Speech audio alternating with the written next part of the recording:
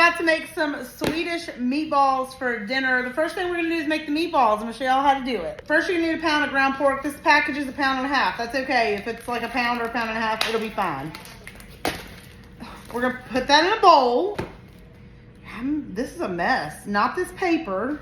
With 1 pound of ground beef. I use the higher fat ground beef because I think it makes a nicer meatball.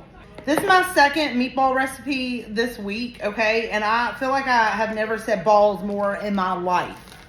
All right, now we're gonna add in 2 eggs. This is gonna help bind your meatballs together so they don't fall apart. Right here is about 2 to 3 tablespoons of fresh chopped parsley. This is very good in it, okay? You can use dry, but the fresh is gonna be way better. Then we're gonna add a cup of breadcrumbs. You can use the Italian or the regular. And then about 1/3 of a cup of Parmesan cheese. This is just grated Parmesan. Look, y'all, I'm trying to rush and forgot to add seasonings. We're gonna add some garlic powder, some salt, and pepper. All right, now I'm gonna finish mixing it. Now we're gonna go through and make our balls. Mr. Don't Ask just looked at me when I said that. I said it that way on purpose to see if he would look at me. All right, I like my balls about this size. All right, I ended up with 26 balls, and now we're going to put these in a single layer in this frying pan and cook them. You may have to batch cook them depending on if you can get them all in the pan.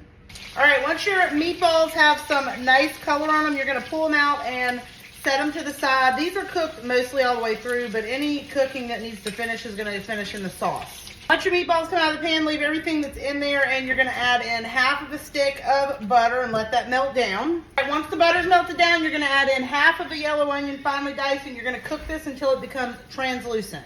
The onions are translucent. Now we're gonna add in a shit ton of minced garlic. Now you're gonna add 2 heaping tablespoons of flour.